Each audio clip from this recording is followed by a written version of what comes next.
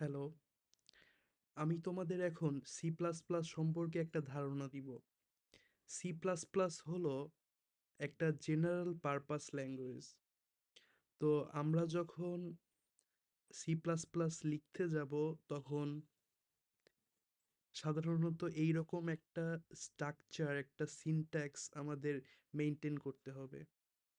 So চলো আমরা দেখে আসি যে এখানে আমরা কিভাবে এই সিনট্যাক্সটা ফলো করেছি। এখানে আছে হ্যাশট্যাগ ইনক্লুড আইওস্ট্রিম। এটা হলো একটা সাধারণত স্ট্যান্ডার্ড ইনপুট আউটপুট বিশিষ্ট একটা লাইব্রেরি। তো আমরা যখন সি প্লাস প্লাস প্রোগ্রাম লিখতে যাব, তখন আমাদের একটা লাইব্রেরি লিখতেই হবে। তারপরে আসি using নেমিস্পেস STD.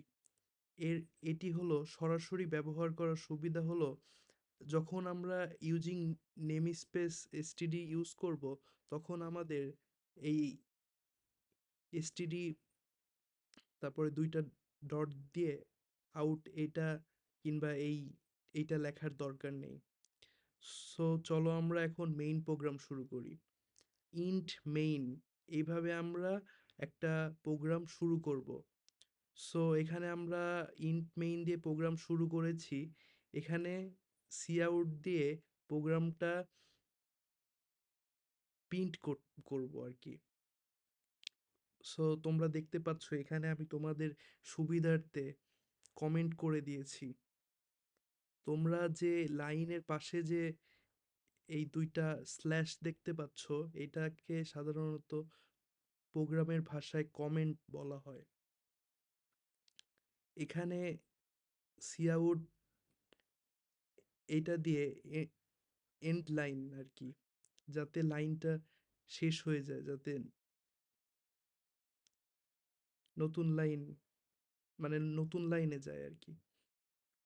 Return zero, return zero দিয়ে মানে প্রোগ্রামটা সফলভাবে রান হয়েছে।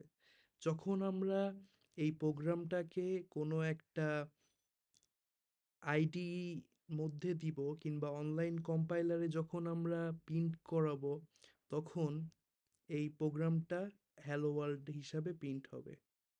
সো আজ এ পর্যন্তই। Thank you.